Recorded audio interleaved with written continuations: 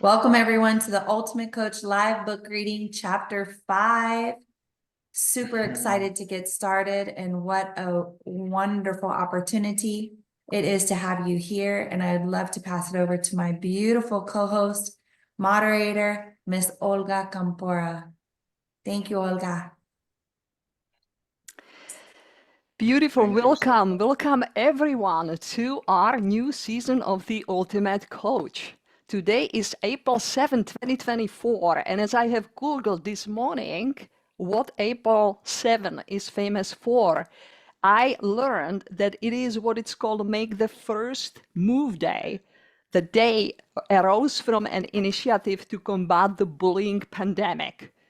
And so I think that it's kind of, good to know that we definitely are here for the reason to undo any bullying that might be within us, or any bullying that we just, may have been exposed, in our lives, because all of us have experienced probably something like that. But I just, today, I really would love to invite all of you just to know that we are in this beautiful, beautiful space that we are creating today together to really embark on a journey to go deep into our hearts, into our souls. What a beautiful and exceptional opportunity that we all of us have. So I would like to invite all of you to just, be present, to really raise the consciousness of our being together as leaders around, this beautiful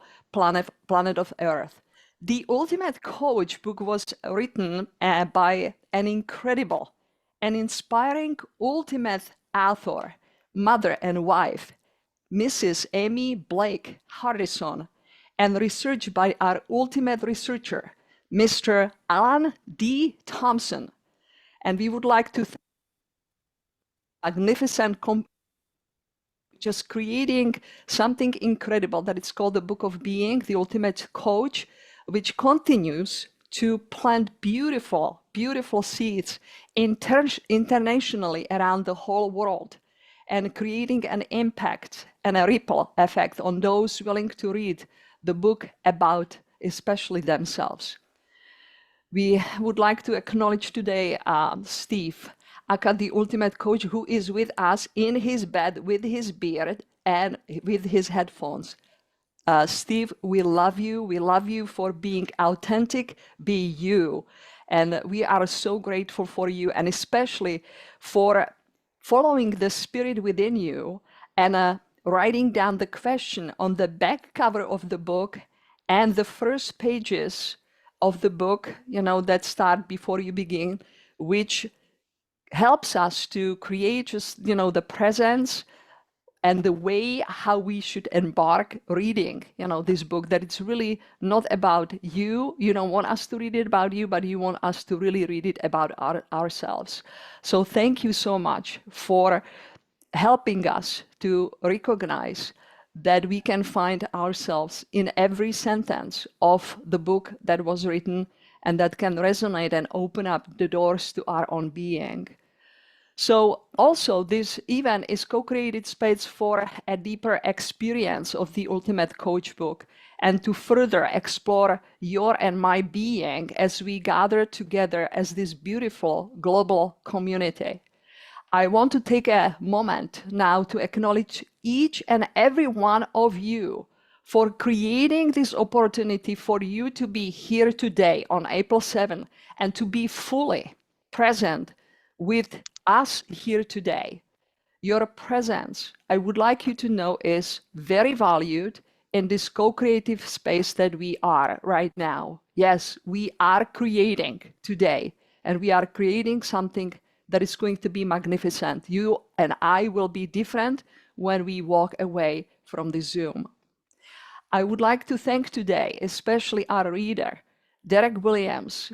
He's a beautiful man, a man of faith, a man who is really an incredible husband, who has beautiful children. And I am especially grateful for him for saying yes, for reading for us the chapter that it's called Finding God. It's on page 37, and it's chapter 5. So it is a great honor, and we thank you sincerely, Derek, for saying yes in the service with your own presence here today and with each of us. So as we begin today, I really would like all of us to embark on a question before we start the reading, and that is because it is a chapter that is called Finding God.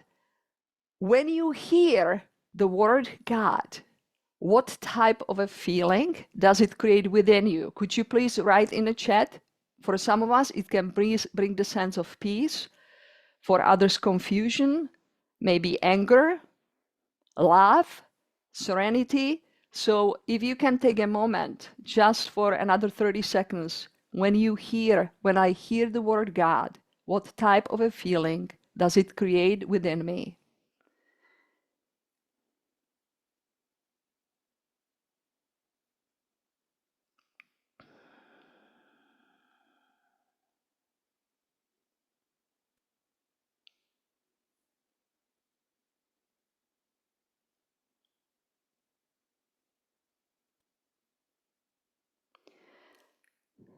Beautiful, beautiful responses. Joy, peace, love, unconditional love, and protection, bliss, love, love, consolation versus desolation, expansion, possibility, my Father who loves me unconditionally as me, warmth, universe, love. Beautiful. Thank you. Thank you so much for your responses. And as we are going to read the chapter, just think about where you are and what new insight might have come up. Also, I would like you to know that this season we have a downloadable PDF worksheet for you to take notes with as we are going to read. And Tanya is showing it, and I would like to ask Taktim if you can just post the link to it, if you would like to just, have that. So it's a call to action for each of us to focus on creating one single line of our document per chapter. That's our desire. So if you already have a document, we invite you to take a look at your document and notice if there is anything you would like to reverse from just, one line of your document.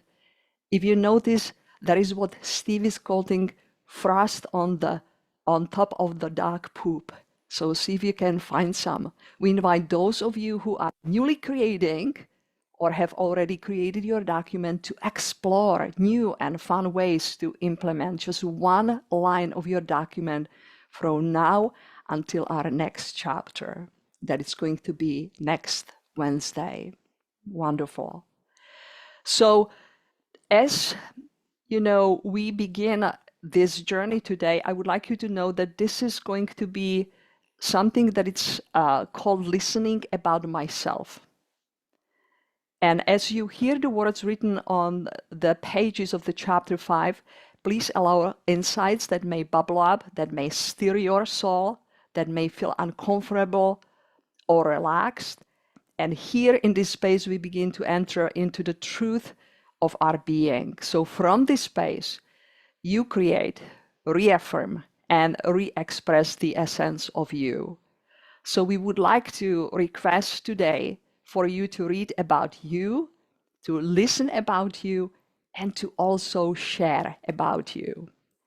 And before we do that, I would like to just kind of, let you know that we are going to have also 2 additional readers that will be asked to read the back and the front of the book.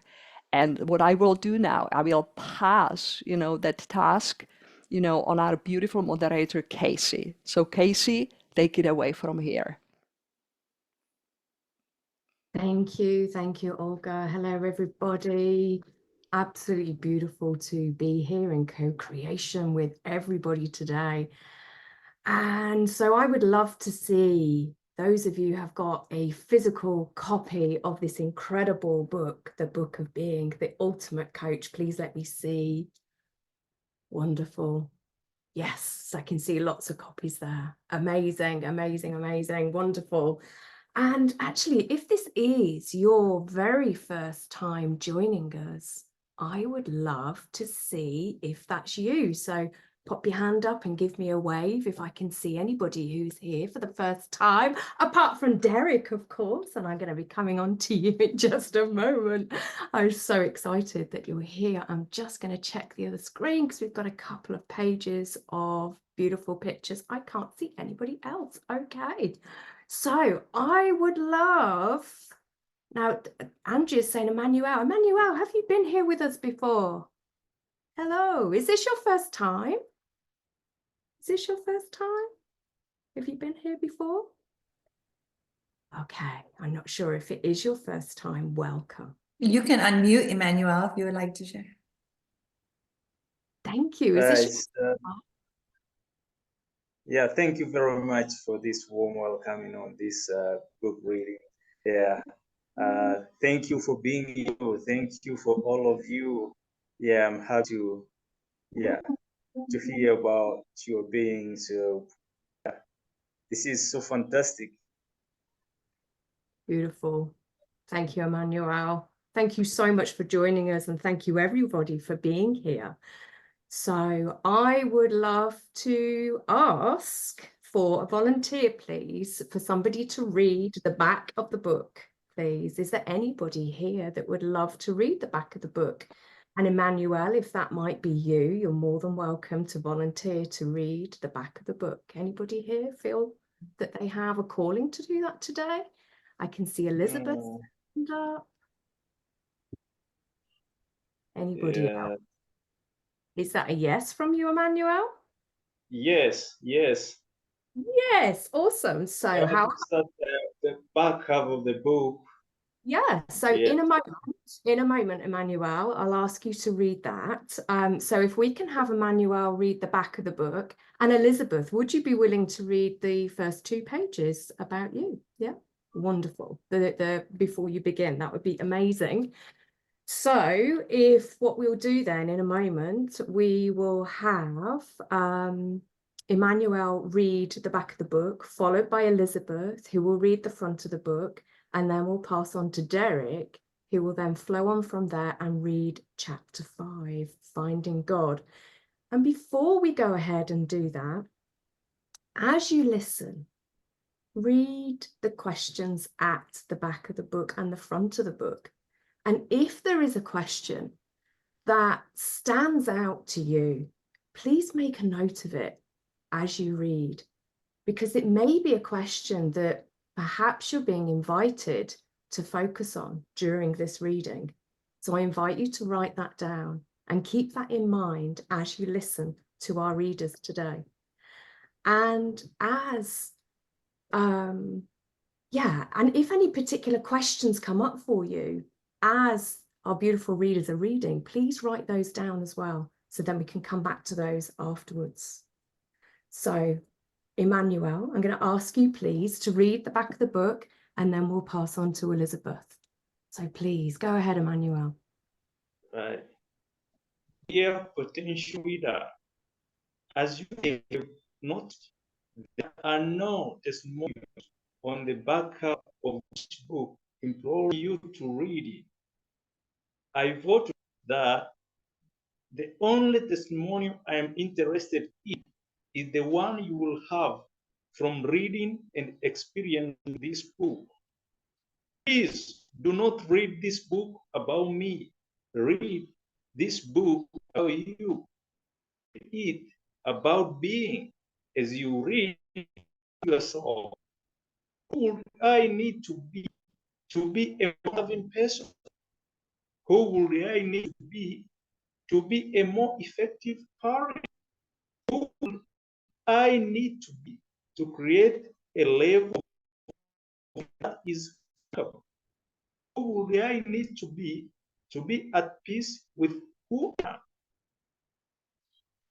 I need to be fully in love with myself and who would I to be alive, to live the most extraordinary life I can live. I promise you that if you read this book with intention of expanding your state of being, you will do exactly that. Your experience will be remarkable. Who you are being is everything. Loving you, be blessed, be you.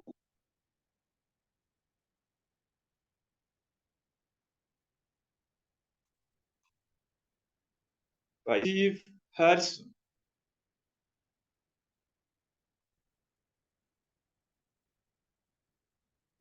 Beautiful. Before you begin,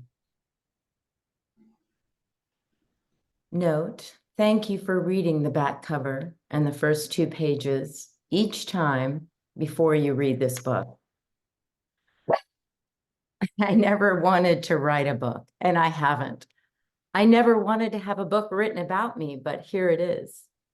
This book is a gift from my wife, Amy, who wrote it, and my friend, Alan D. Thompson, who conducted the research and interviews on which it is based. And it is not just a gift to me, but to you too. And now you're reading it. So with your permission, I'll give you some suggestions on how to read it. You see, this isn't an ordinary book. It's not simply a biography. It's not a self-help book. It's not a literary classic. It's definitely not a book about how to coach. In fact, it's not a book about doing anything.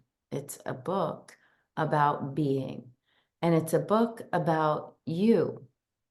To access this book, ask yourself these questions as you read. Who am I being as a partner, parent, or friend? Who am I being as a leader? Who am I being as a member of my community? Who would I need to be to have miracles show up in my daily life? Who would I need to be to create value in the work I do? Who would I need to be to generate a life of abundance? Who would I need to be to alter my relationship with fear? Who would I need to be at peace with my past? Who would I need to be to step powerfully into my future? Who would I need to be present as a way of being?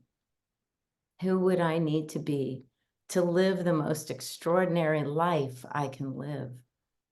Who would I need to be to know that my life makes a difference? Who would I need to be fully in love with myself and my life? Who would I need to be to improve my relationships with the most important people in my life? Who would I need to be to read The Ultimate Coach and have a personal breakthrough in being wonderful me? The best part about this book about you, is that it is endless. The story goes on and it's written by your being. Loving you. Be blessed. Be you, Steve Hardison. P.S. Remember, every time you reread this book, please read the back cover and the first 2 pages before you begin. If you do this, your experience of this book will be totally different.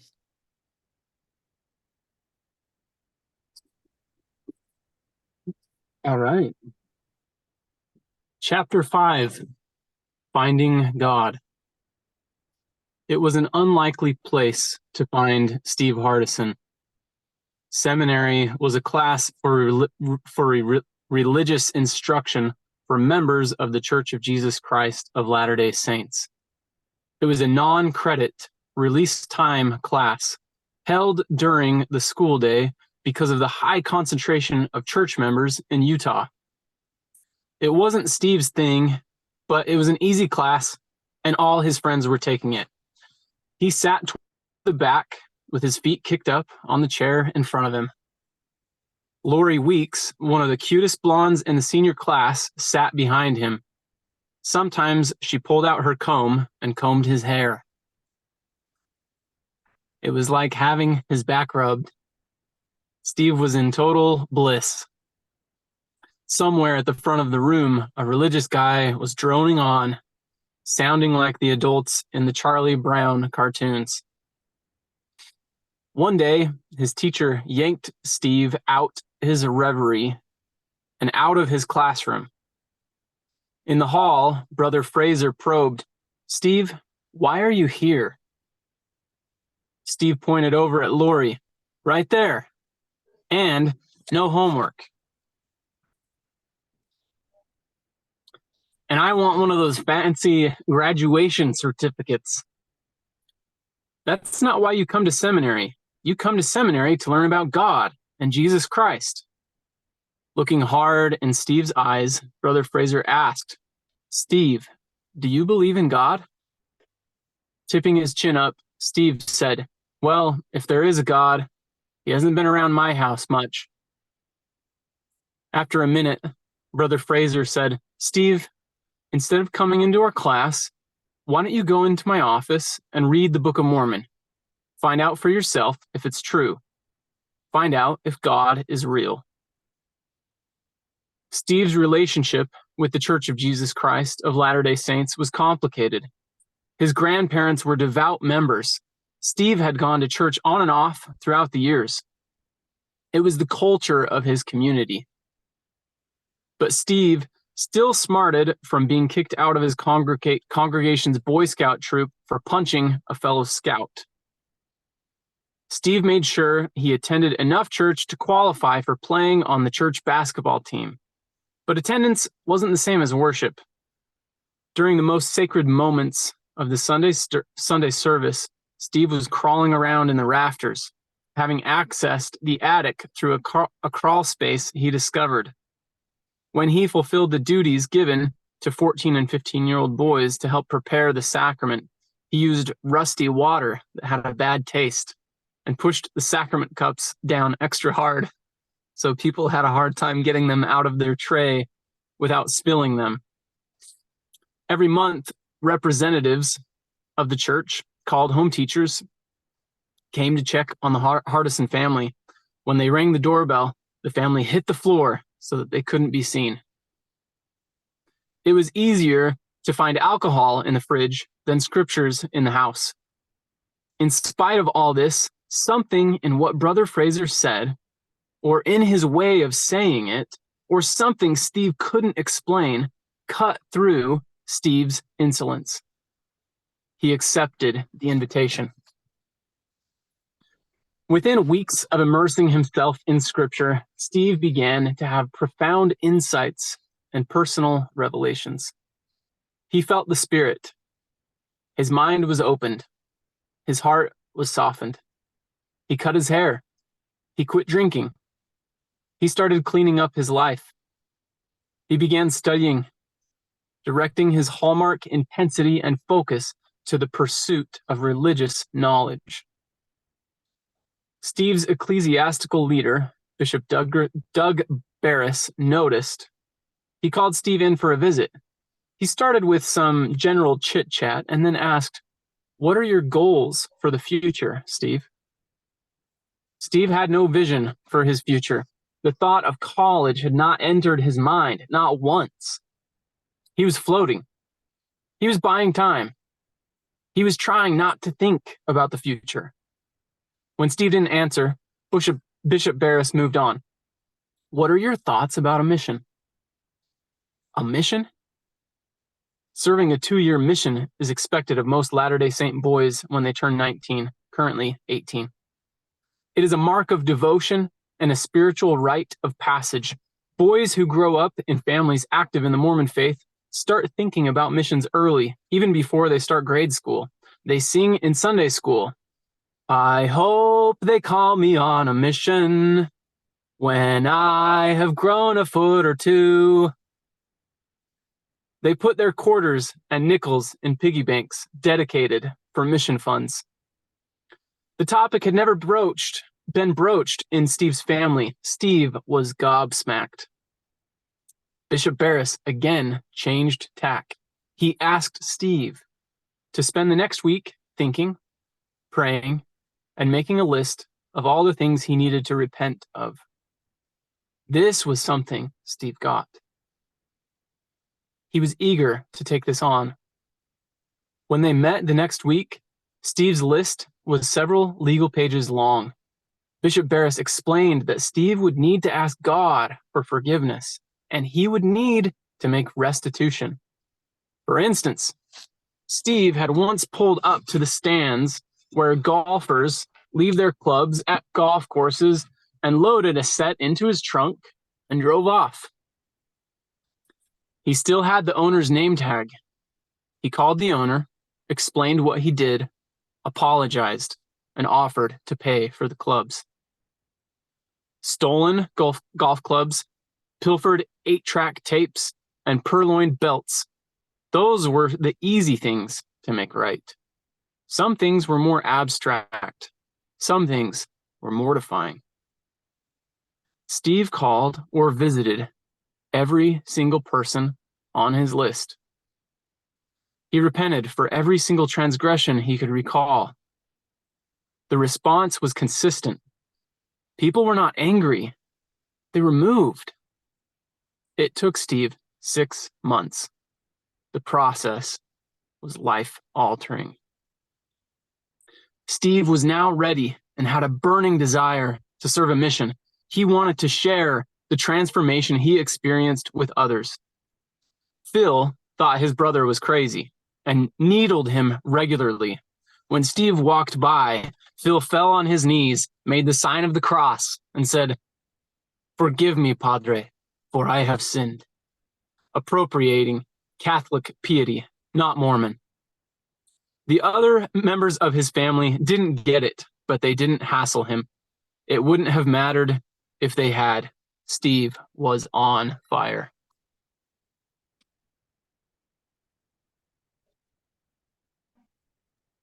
Beautiful. Thank you. Thank you so much. Thank you, Derek. Thank you, Emmanuel. Thank you, Elizabeth, for beautiful readings. So we're going to move on to shares. And before we do, as each of you do share tonight, or this afternoon and this morning, depending on where you're joining us from, we really encourage you to listen deeply within your heart as each person is sharing, and make a note of any stories that perhaps emerge for you. And before I open it up to everybody, I'd really love to hear, first of all, from our readers. So from Emmanuel first. Emmanuel, is there anything that you would really love to share that came up for you, and any particular truth that you find came through as you were reading and listening to the reading today? Emmanuel. Thank you very much for giving me this a golden opportunity to share something about what I feel when I got read and to experience these feelings about God.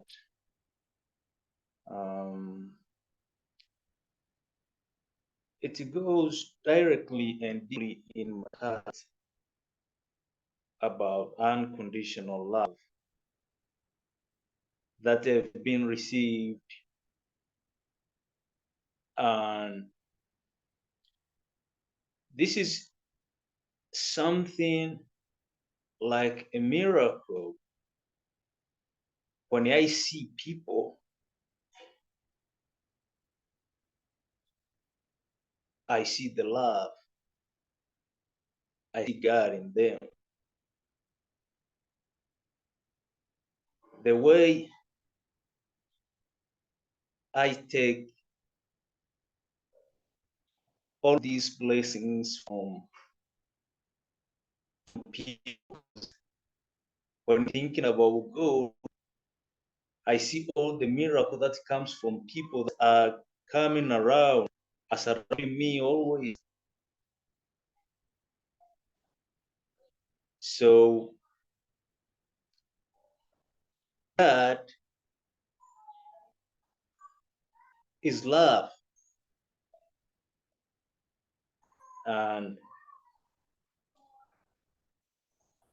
I came across something like miracle as I've been going up the Mount Kilimanjaro every time, up and down, up and down. And one day, with group of my clients, we met somebody, a little boy on the way who was walking like 7 to 10 kilometers every day, and this is 5, 6 years old guy.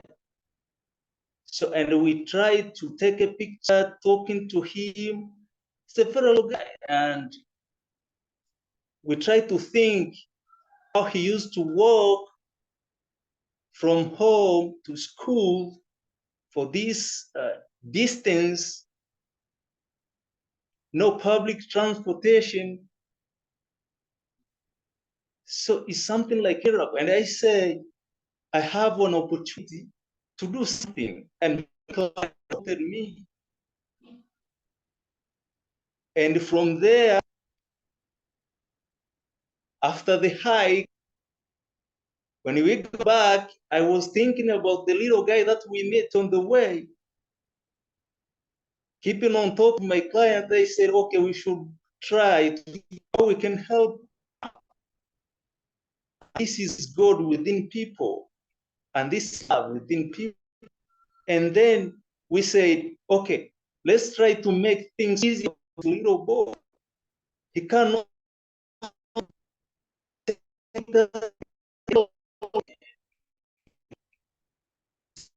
this little boy.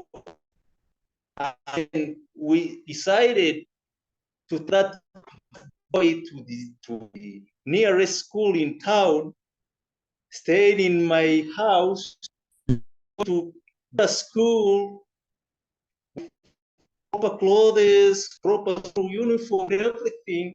And this is love. This is love. And this is God within people. So when I think about God, I think about people. I think about people who has recognized their purpose of existing. So for today, these are the miracles that I can share with you, that we are living with God every day. God is within us. So when we recognize our being, what we have to do for the others who they highly need our help, that is within us. He's doing things for others. God is love, is within. So when we recognize our purpose, then we do what we required to do, and that is love, and that is the work of God. Thank you.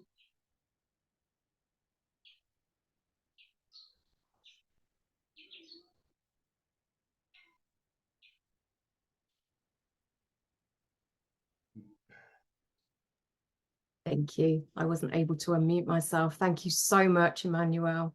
Thank you for your share. That's really powerful. Thank you.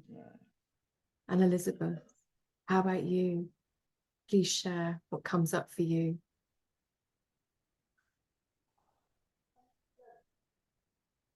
If we can unmute Elizabeth, please.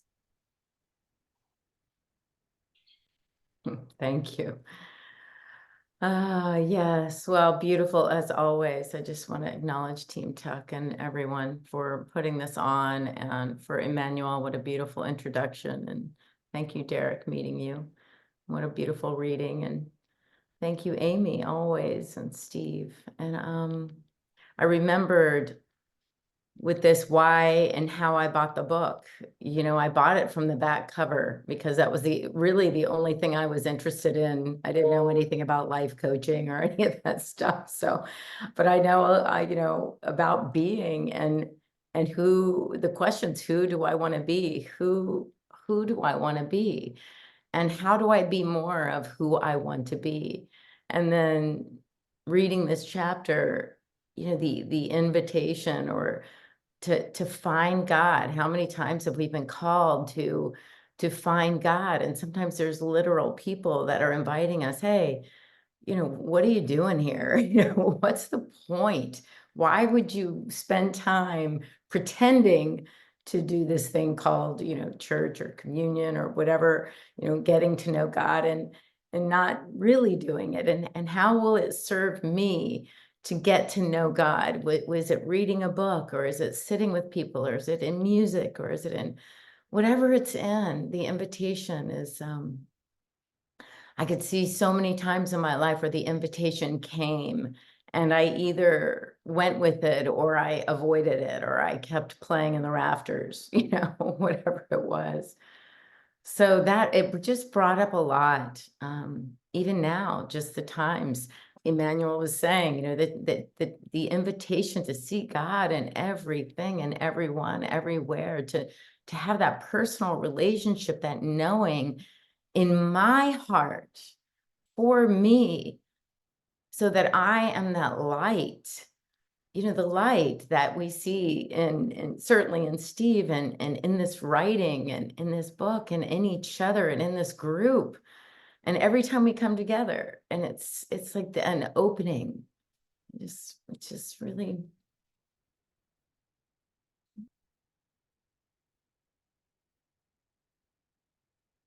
just a powerful invitation. And I just find myself looking for the invitation, and I find it, you know, every time I look, it's right there. It's right there. So thank you. Beautiful. Thank you. Thank you. There's powerful invitations. When we look, they're right there. They're shown to us. Thank you. So Derek, thank you for your really powerful reading. I'd love to invite you to share with us now. Is there anything that you would like to share? Thank you.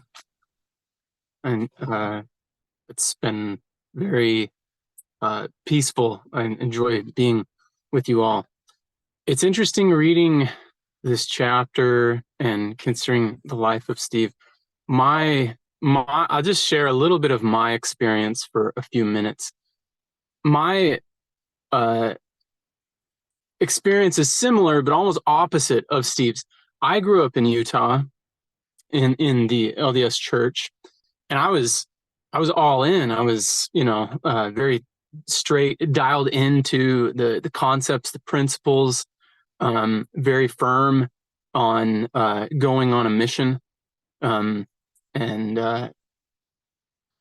it was actually when I went on my mission that I started to meet a lot of people from other faiths, that I began to really question mine. I found many people that were so sincere and genuine in their beliefs, and I felt a bit hypocritical telling them that my view was better or more correct than theirs in some way.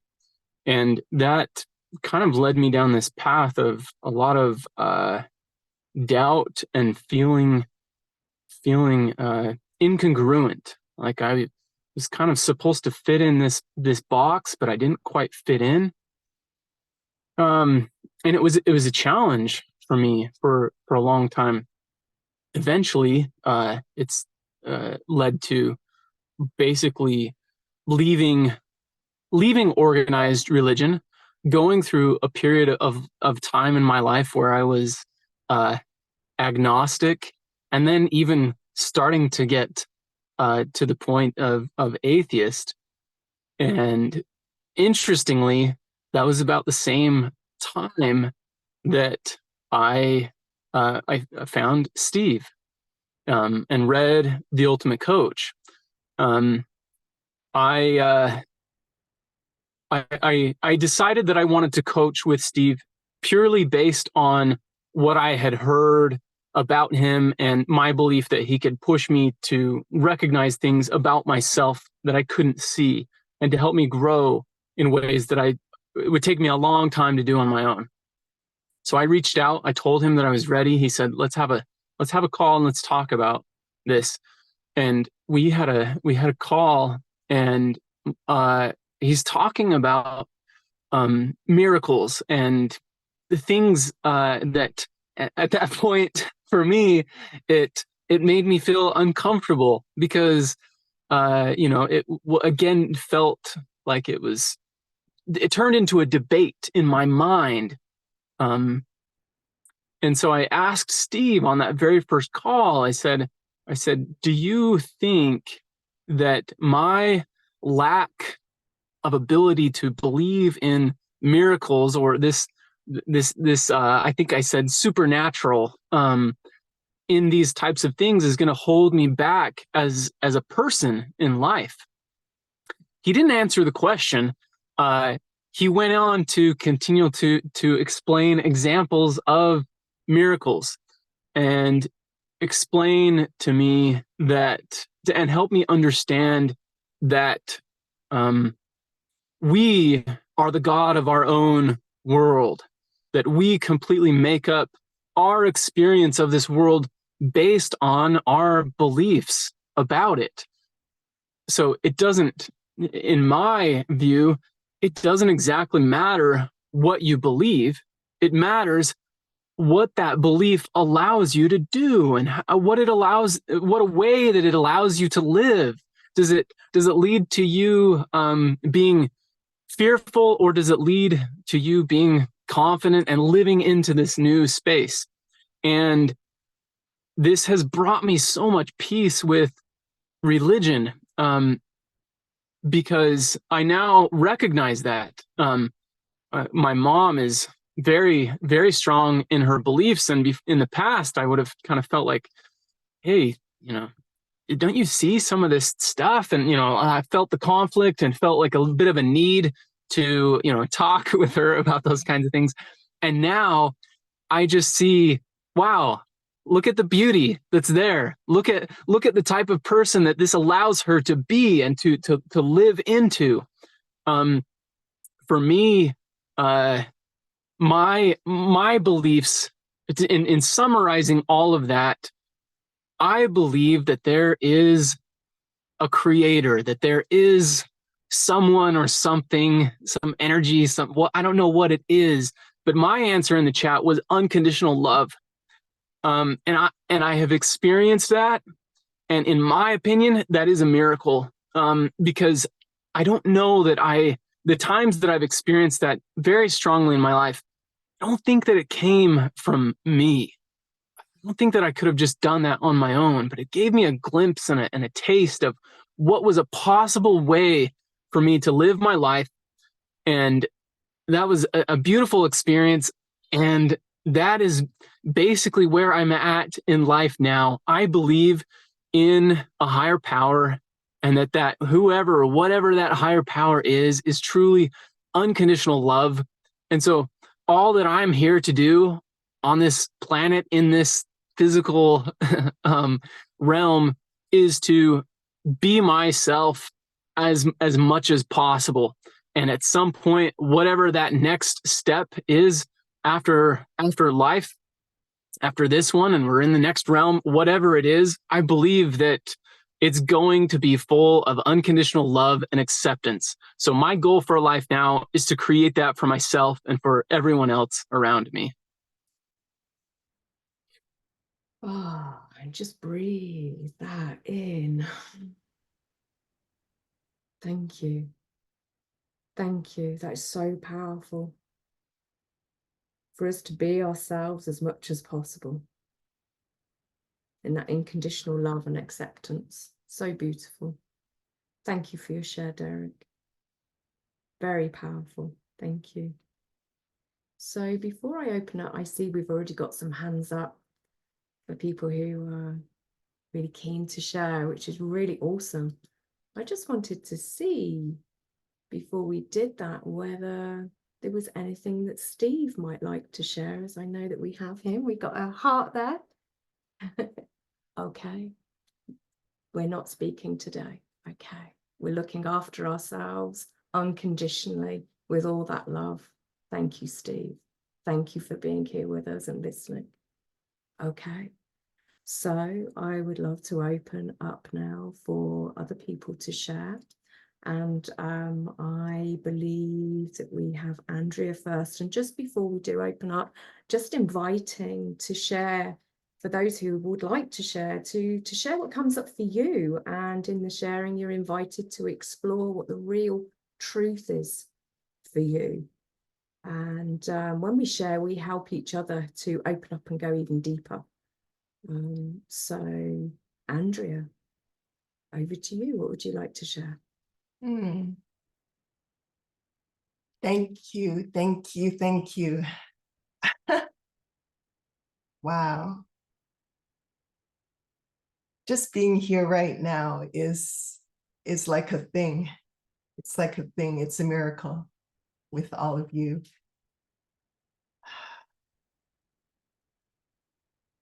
Yeah, yesterday I had a miracle. Steve actually acknowledged me. Thank you, Steve. He spoke possibility into me so many times and has acknowledged who I am. And so, wow, all I can say is, wow, I was gobsmacked because it was a big, huge acknowledgement. And so receiving that and believing that and owning that was a thing. And now I'm so grateful because I'm actually seeing it. I'm believing it. I committed yesterday, actually, to be at Birmingham. I stepped into it. I chose to be at Birmingham. So it was like, yeah, why not? You know, I've been to all the events so far, the miracle at Phoenix, the miracle at London, the miracle at Mumbai, the miracle at Phoenix. And so as a 4 of 4, I'm 4 of 4. And then Steve was like, you know, he's like sending me an invite to, will you be attending Birmingham? And I was kind of on the fence and he just by saying that, I went from,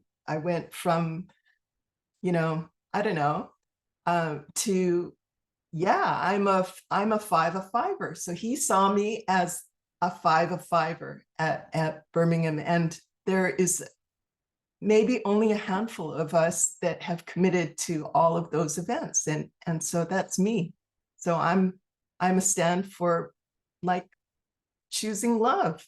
You know, we are the miracle and we are carrying that light. And so I'm going to get emotional, but thank you. We are it. It is now. We just need to commit and decide. So my thing was all about making a decision for myself. And so choose love. God is love. We are love. And yeah, that's all I have to say is like so much gratitude and love for you all. Thank you. Thank you, Andrea. Thank you so much. And thank you for choosing you. Thank you for choosing to come and be you in the whole beautiful brilliantness of you in Birmingham. That means I get to give another great big hug to another amazing person. So I'm really excited to see you here then. Thank you, Andrea. Okay, so Maria, How about you? Would you like to share next, please? Yes, I would love to share. When I read this chapter, it always reminds me of my own conversion, I guess is the best way to think about it. My dedication to my spiritual track that I'm on. And it reminded me of kind of how I got there. And so I started thinking about I was living in Salt Lake City, and I had a bunch of things happen that really made me feel very alone. Like I had nobody. And so I began one day to feel like God was calling me to Florida. And it was a very strange thing because I was really far from God at this time. So I would tell my friends, hey, I feel like God's calling me to Florida. And they'd be like, oh, okay. God's calling you to Florida, kind of thing. And I just followed the itch, so to speak. So I ended up quitting this fantastic job I had, and my family's down here, my mom and my dad and my brother. So I'm like, I'm living all alone. I have no company, no support system. I can just move to Florida and there they all are. So that kind of motivated me to get down here. Well, while I was down here, my brother took me to like a camp meeting, a tent meeting, shall we say, like an old-fashioned kind of tent meeting revival. And God got a hold of my life at that revival. While I was living in Salt Lake City, I was a drug addict. I had actually been planning on meeting a friend in another state to like get my stash because I didn't have any. And after that encounter with God, I threw my cigarettes out the window, and I have never been the same. I no longer am addicted to drugs in any way, shape, or form, and have not been since that moment. I don't smoke cigarettes. I don't have a desire to smoke cigarettes. And so this chapter reminds me of that powerful way that God just reached out in my life and say, hey, I don't care what path you're on. Just look at me. Just turn your face towards me. That's all you need to do, sister. So that's what I did. And I turned my face towards the God that I worship. And since that day, he has just led and guided me, and the biggest thing that I take from my relationship and my commitment to this is that we are love. That's what my spiritual path has led me to. We are made of love. We were made with love. We were made individual. I tell my students this all the time. We don't need another Beyonce. I'm a vocal teacher, all right? We don't need another Beyonce. And I don't need another Frank Sinatra. We've had those people, and they're amazing, and I love them. But we don't have you. What gift, what velvet boxed gift did God give you? Now bring that out and let's hear that. And so that's always how I view life. Just take that gift and run with it. So that was my thoughts on the book reading today. Thank you so much for listening.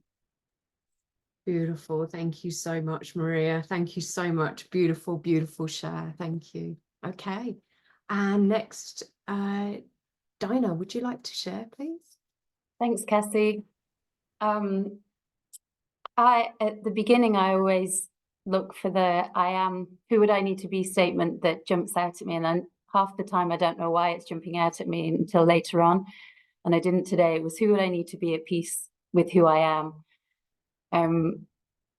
And while we were doing this reading, it took me back to season 3, which was my first experience of this group and this chapter, and how lost I was.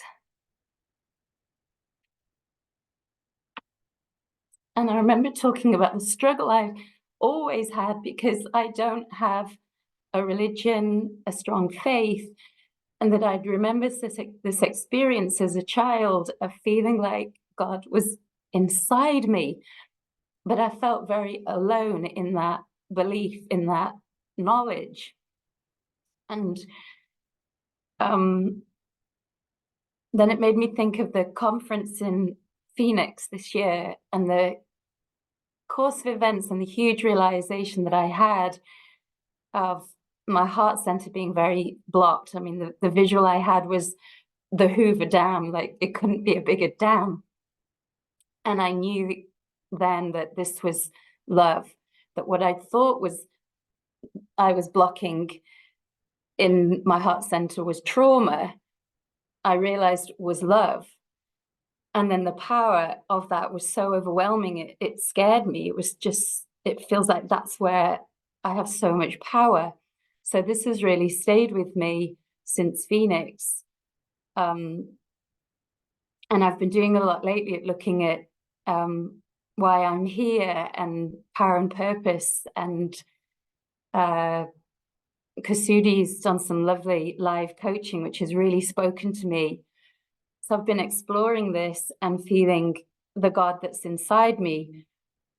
And I've been reflecting lately that it doesn't matter that I don't have a religion, because I'm all religions and I'm no religions, and it's all the same, like language, like we're all communicating the same things, we just say it in different languages. And that really hit me, that I don't need to have a religion to be a child of God and to be at peace with who I am and to be in alignment. And so that's what's been really coming to me this week.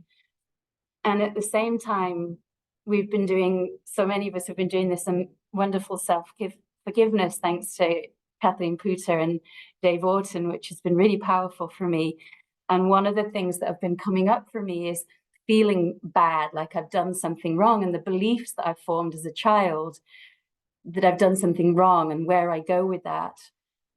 And realizing how I go into reaction if I feel like someone thinks badly or I've done something wrong.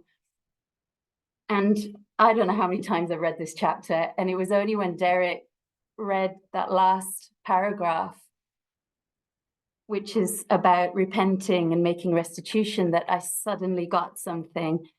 And it was Steve doing everything he did to repent and find for the forgiveness and go back and speak to people. And it suddenly hit me that when he did that from a place of strength and power and love.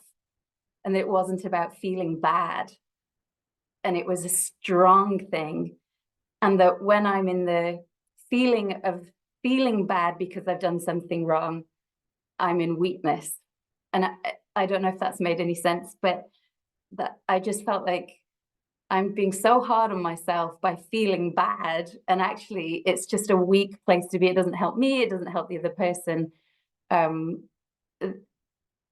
Yeah, I probably need to figure that out more in my head, but that's what came to me. And then I went back to that first statement, who would I need to be at peace with myself? And then I just wrote on my paper, I am love. I am a child of God. So that was everything that came to me today. It was a very powerful chapter for me that I wasn't expecting to be so powerful. And I also wanted to say that everything that Derek, that you said in your share, you explained it in a way that I've been feeling it, but you put the beautiful words on it that, yeah, that helped me really understand it. So thank you. Yeah, I'm complete. Thanks. Beautiful. Thank you so much. Thank you for your powerful share and what you're sharing there about being a child of God. There are no conditions. It's just what we've placed on it. And being able to come from that place of strength, power, and love, as you describe, creates a whole different experience. Thank you so much for sharing.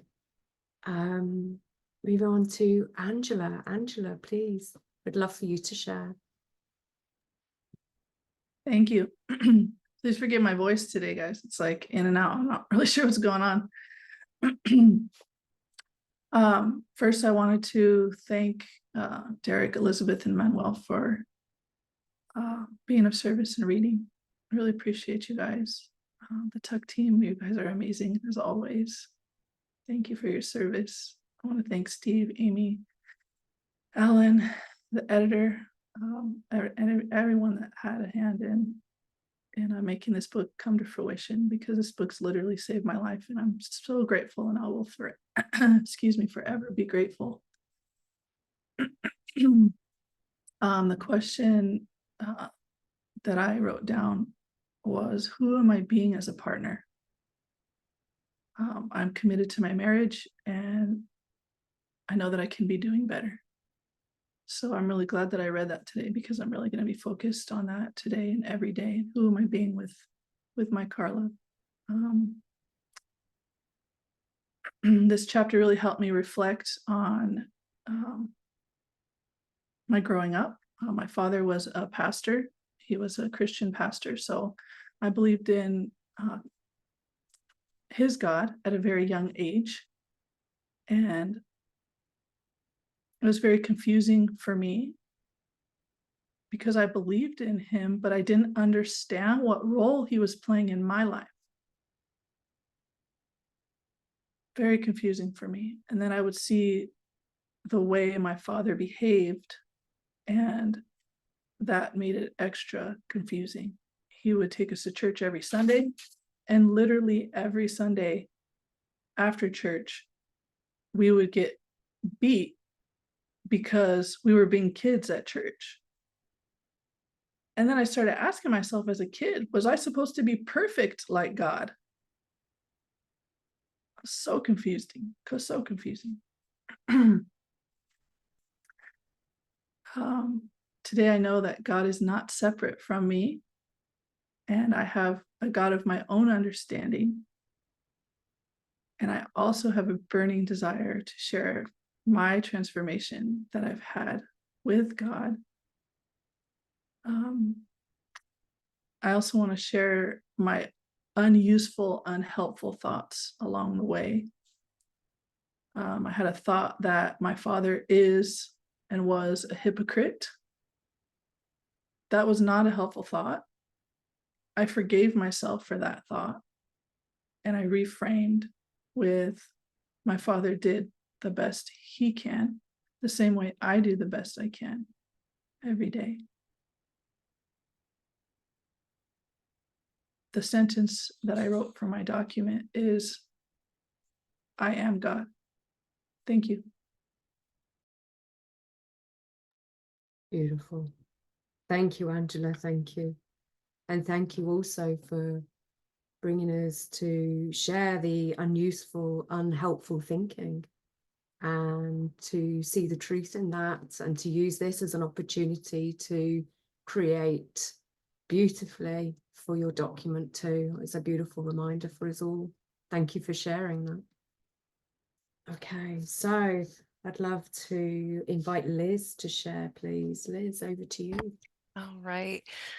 I just want to say that I had no idea, I usually try to show up empty when I come to an event, a book reading, whatever it is. And I had no idea like what today was going to be for me. And usually I'm at church on Sundays, but I just knew when there was a blank space, I needed to be here. And what I heard when Derek read and in his share was just completely eye-opening for me. And it was the answer that I'd been searching for.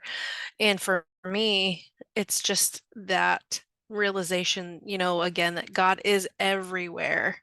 He's showing up everywhere for you. What Dinah shared reiterated that. When Angela just shared, again, all of the pieces, it all just falls into place.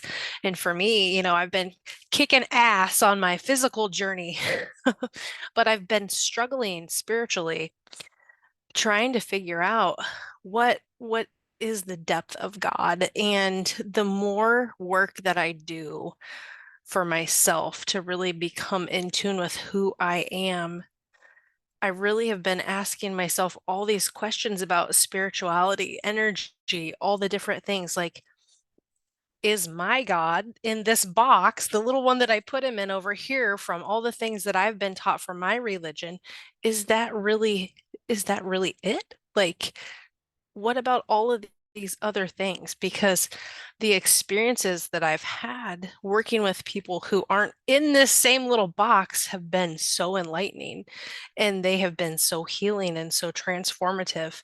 And it makes me wonder, like, is that really, what's happening? Like, are different religions like little boxes that we're putting him in, or is he literally just all the things?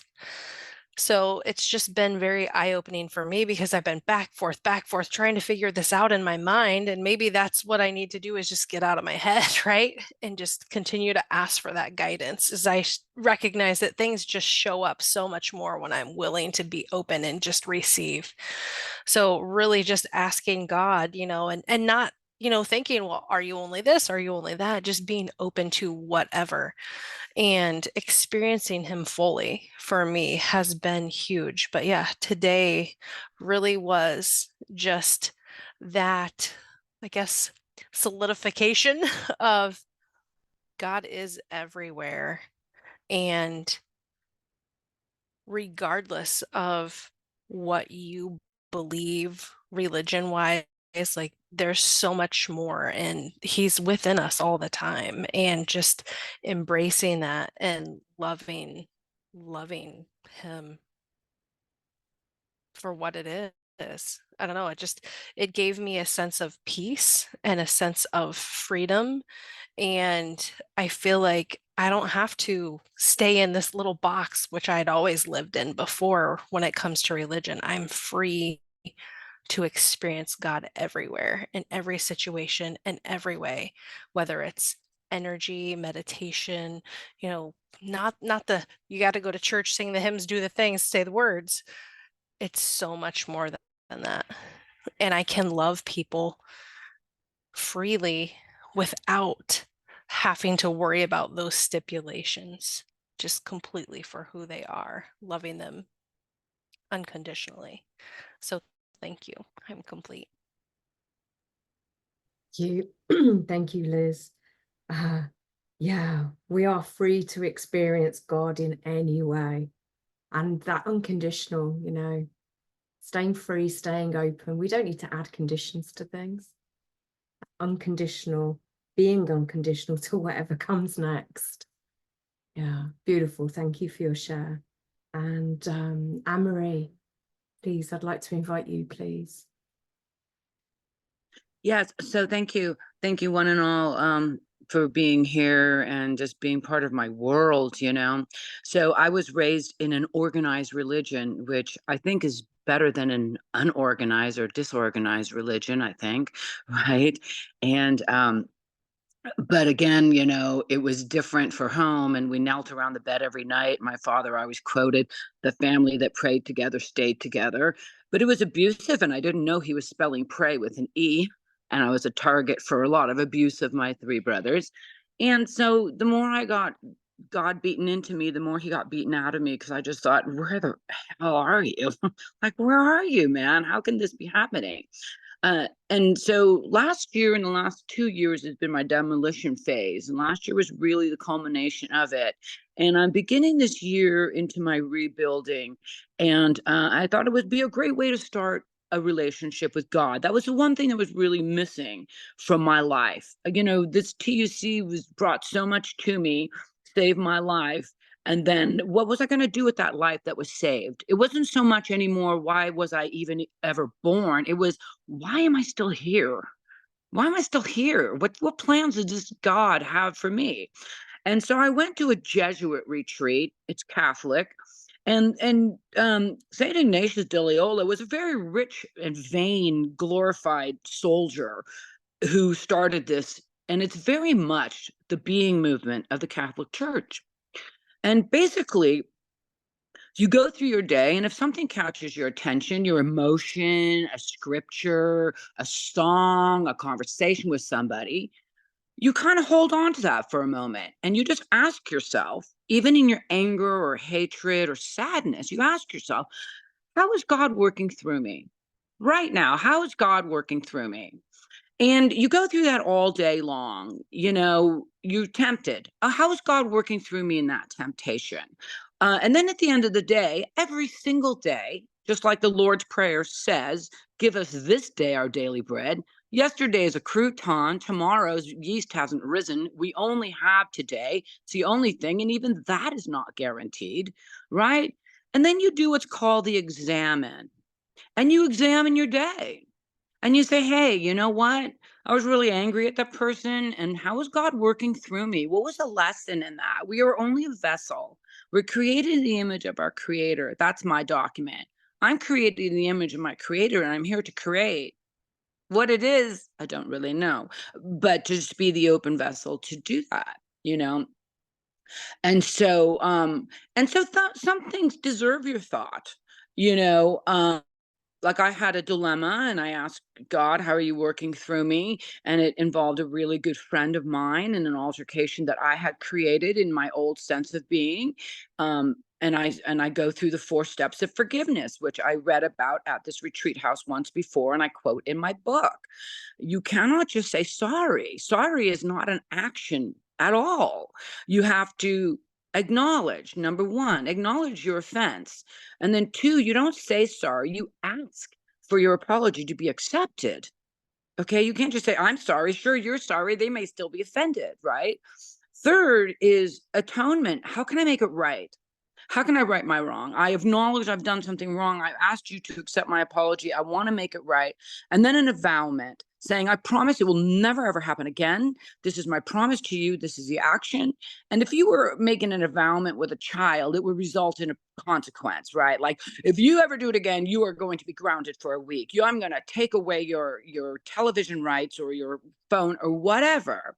So that's one thing, is the 4 steps of forgiveness that I try to practice pretty regularly.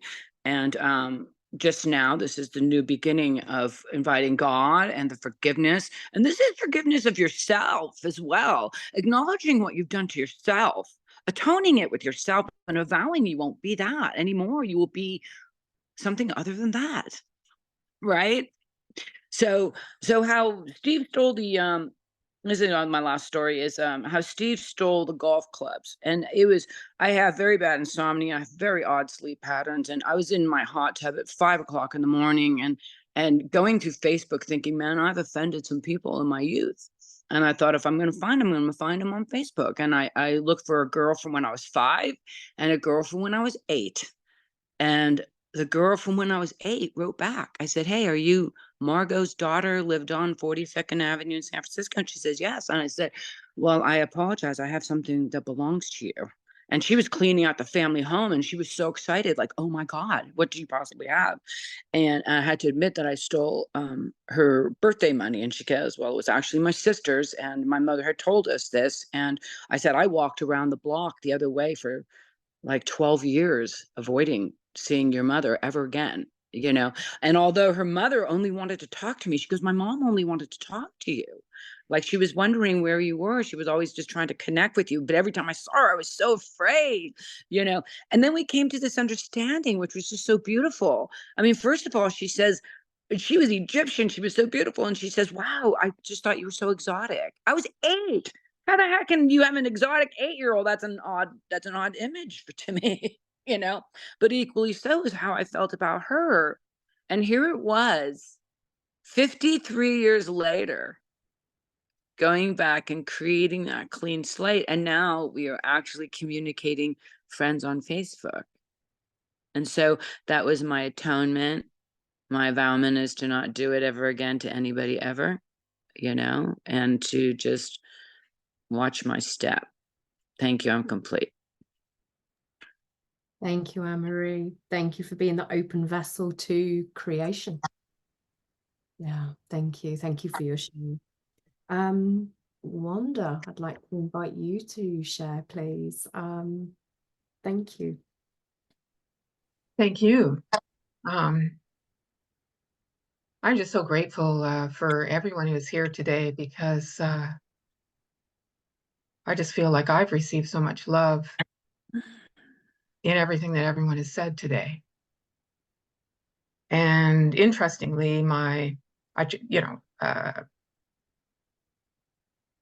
chose love as my word for this year. And Another word that's been coming up a lot for me recently is expansive. And I thought to myself, as I was listening to everyone today, it's the same thing. And so what I mean by that is the love that I was, that I mentioned that I felt today in hearing everything that everyone shared has expanded me. Like I feel an expansion within my being. And so I thought, it's the same. Love and expansion is the same thing. And what a beautiful feeling. And then I got thinking about the unconditional love. And was it David R. Hawkins says that the 12-step programs vibrate at 540, which is unconditional love. And that also includes forgiveness, because you can't be unconditional love if you're holding back on forgiveness, if you're being judgmental.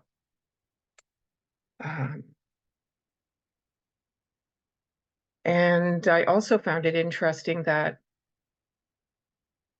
in the chapter we read today, what was it? The bishop said to Steve, make a list of all the things that he needed to repent of. And I thought, like, that's, I think, step 8 in the 12-step program, to make this list and basically become willing to make amends wherever possible. And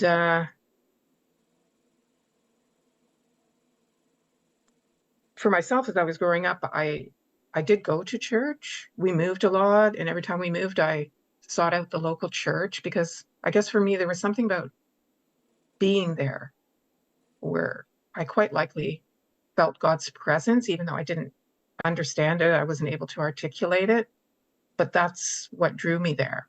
And that's why I wanted to be there. I think when I reflect back on it, life happened, things happened, my parents got divorced, life got crazy. And I gave up on having any belief in God at all.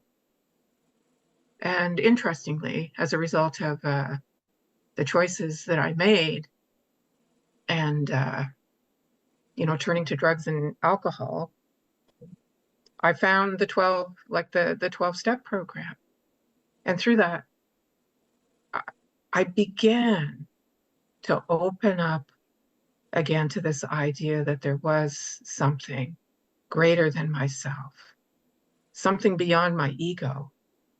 And I think for me, that's where God resides, beyond my ego. And so I'm willing to let that go, to see what happens. And I like my ego. We've become very good friends over the years. And I like my ego. I like being right, and all of those things that go along with that. But I also achieved something quite wonderful today in hearing what everyone had to share and reading this chapter. I could talk about God all day long, every day. I think I would be in that experience of joy and bliss if I could do that every day of my life. I think it's just such a interesting conversation and interesting study as well. And so as I was saying, another thing that I received today as part of my expansion was I got a couple of statements for my document. I don't have a document yet. I haven't written one yet, but I've certainly heard a lot about it, and I've heard other people's some of other people, like the statements that other people have had or do have in their documents. And so I have two that I came up with today. And one is, I am unconditional love for myself and others. Because having unconditional love for myself is a big deal for me. And I think that for me, that needs to come first. You know, and so what does that mean for me? That means to be forgiving towards myself. It means to accept all aspects of myself and to have no judgment. And then the second one I came up with was, I am expansive.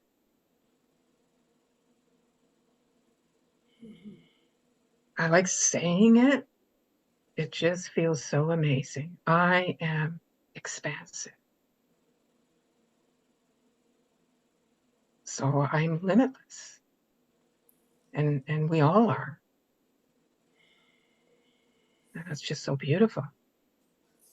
Thank you. Wonderful.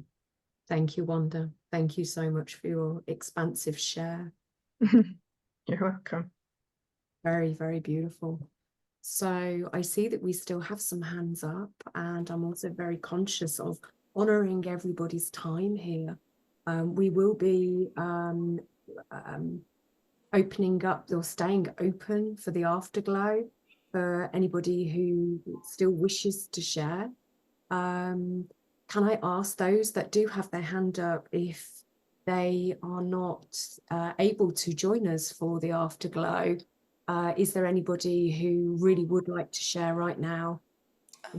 Just, yeah, Kathleen. Okay. Yeah, brilliant, Kathleen. So if Tanya, Elaine and Damien, if I could ask you please, with much love, to hold fire for a few more moments, I'd really appreciate that. So Kathleen, over to you, and then we will wrap up while we're live. Thank you, and I'll make it brief. What kept coming to me is the choice. You have the choice to spend your time, you have the choice to invest your time.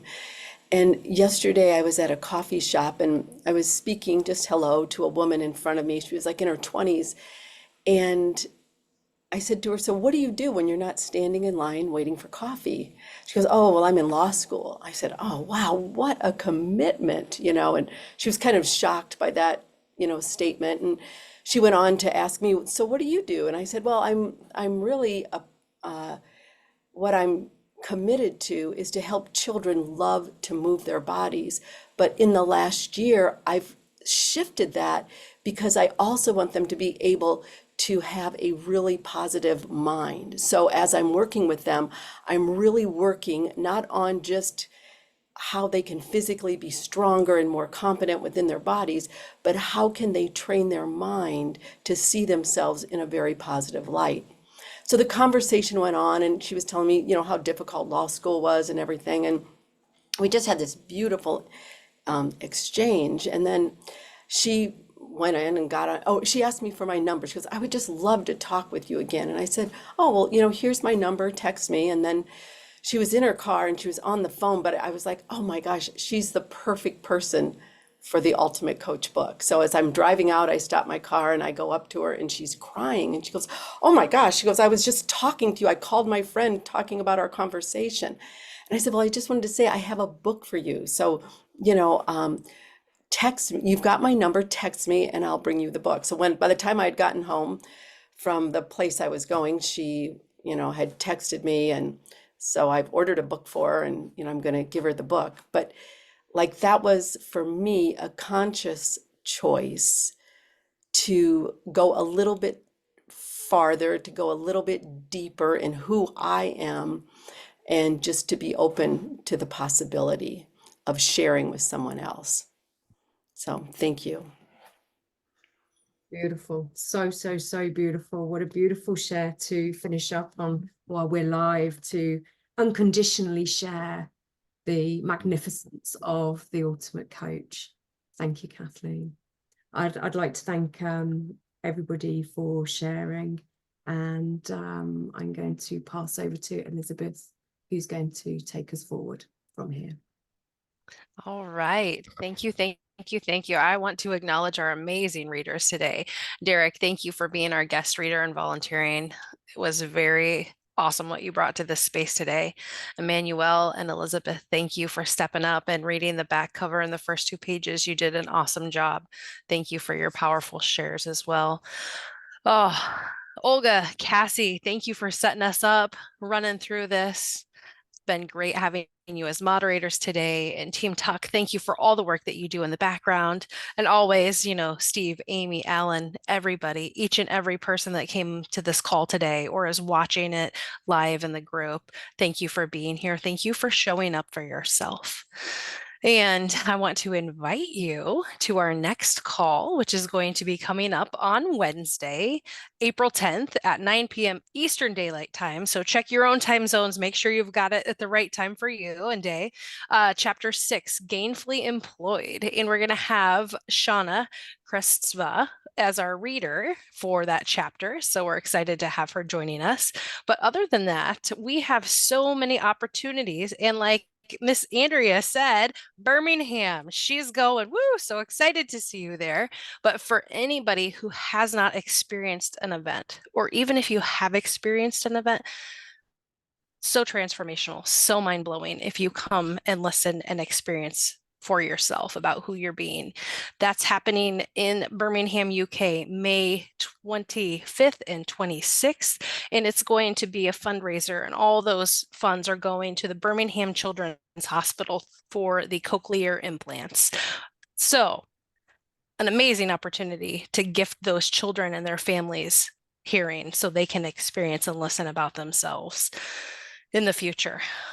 And one thing that I want to throw in is in the group, they have a masterclass that's going to be happening in about an hour and a half today. And the lovely Lindsay Capp is going to be there speaking about From Pain to Power. So you don't want to miss that. So jump on in there. If you need information on the event, please type yes in the chat. Somebody can drop in the link for the Birmingham group. There's so many things happening there. Lots of opportunities, lots of amazing speakers. So you don't want to miss that. Otherwise, we have tons of other opportunities for you to grow your being. We have got the Ultimate Coach YouTube channel.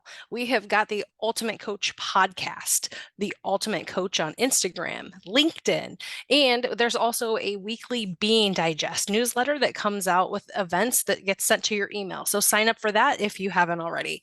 Also, the Ultimate Coach Friday live conversations are happening, and we have got those happening in the Tuck group. Thank you, Miss Cassie, and our friend Carrie Rickabaugh also for doing those.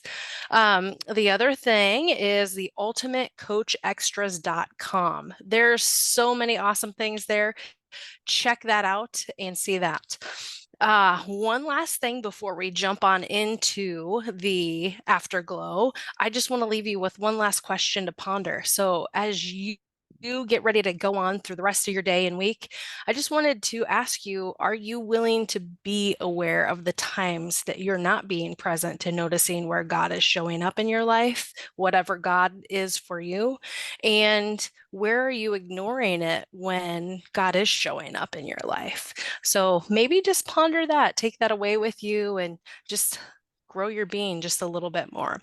But at this time, I invite each and every one of you to go ahead and unmute and say goodbye, good morning, good night, good afternoon, whatever it is, until we see each other again. And then for those of you who are feeling compelled to share without the recordings, join us in the afterglow. We are so blessed that you were with us today. So thank you, everyone. Everybody. Thank you, everyone. Thank you, everyone. everybody. Hold on Have a tight. blessed Thank week, you, my everyone. friends. Have a great day. Thank you, guys. Thank you. Happy birthday Everyone. weekend. Bye, Thanks for joining everybody. us from the Thank Yes, you. may caves. God bless your Take care. day and Thank you. you all. Take Blessings, care, blessings, everybody. Bye, blessings. Penny. Bye, Dave. Bye, Elizabeth.